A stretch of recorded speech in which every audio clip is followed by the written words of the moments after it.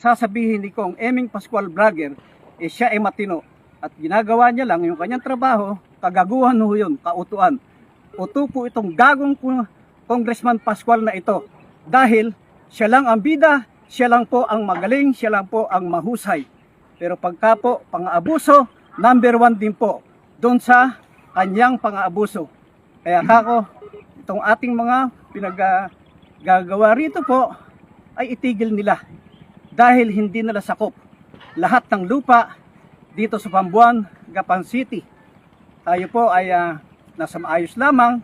Kaya po, hindi tayo ubrang, tayo po ay nakatahimik lamang. Sino ang magpuproteksyon doon sa mga pribadong tao at sa mga kawawang mga may mga posisyon sa kanilang nasasakupan? Hindi po tayo papayag na pati itong pag-aari na pribado ng mga natibidad ay aabusuhin, pasusuro at huhukayin ng walang pahintulot.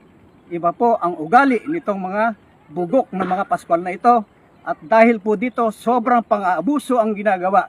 Hindi po tayo papayag ay siyang manatili at siya pong mangyari dun sa ating pong mga ari-arian, pati po yung pribado, papasukin at aabusuhin ang mga tao.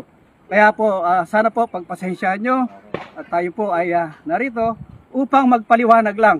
At sana po maintindihan ng mga mamayan, hindi man po ako sanay dito sa ganitong live.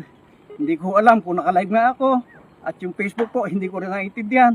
Pero kailangan po sasagot po tayo na yung inumpisahan nila susundan ko. Yung pong ating mga sinasabi rito, sagot lang din at karugtong nung sinasabi nila doon sa San Leonardo. Ngayon naman po, ako ang andito sa Pambuan, Gapan City, barangay ng kanyang ama at siyudad ng Gapan. Kaya andito po kami dahil legal yung amin at pag-aari namin. Itong aming kinatatayuan. Dito po, magkakasubukan na tayo. At yung sinasabi niya na nagagaling-galingan doon sa San Leonardo na hindi siya papayag. Dito po, si Mayor Elan ang hindi papayag na pasukin nila ito at sakupin ang mismong lote ng mga natibidad. Dito po sa Gapan, Pambuan na pag-aari ng kanyang ama, yung mga nakaposisyon.